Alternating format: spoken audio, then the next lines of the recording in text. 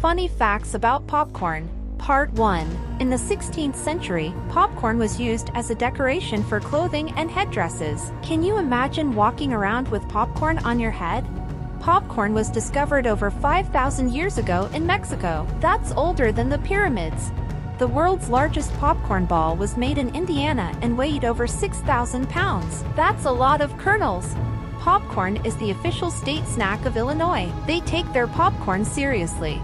The term popped corn was first used in John Russell Bartlett's 1848 Dictionary of Americanisms. It was also called pearls and nonpareil in the past.